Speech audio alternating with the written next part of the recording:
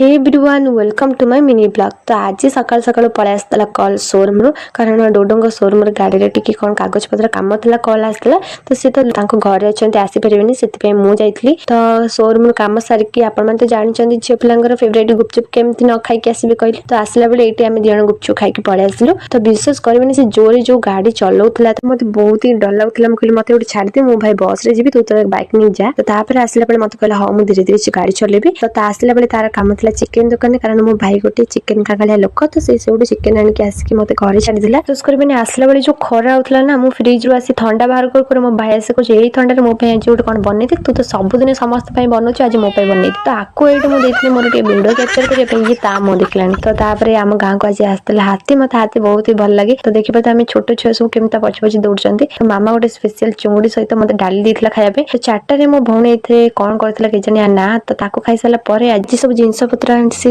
थुआइतला माने कोनिया देखिबा को आसीबे सेति पे हम सब जिंस आस्तला सेहि दिन ही एते जोरे वर्षा ला मो बाबा एते कष्ट रे ए जो पार्लर टांगीतले देखिबा ते वर्षा रे पूरा सब भिजे के पूरा कादो मादो कर देछि पूरा नष्ट कर देछि मो बाबा आज बहुत ही हैरान हेचंती तो मो भाई आनतला मोर आंबो फेवरेट बोली मते आंबो दे दितला तो राती रे जो वर्षा वर्षा पागो गोटे पकोड़ी छडाइतला तो आज घर छडा छडी हेला बेलको गोटे जिंसटा वाला मो बाबा को पुराना फोटो बहुत ही सुंदर लागुतले बाबा बाबा रे छोट छोट स्मृति देखले मते बहुत ही भल लागे जति आपण माने मो YouTube चैनल नुआ छंती तो लाइक शेयर सब्सक्राइब करते रहो।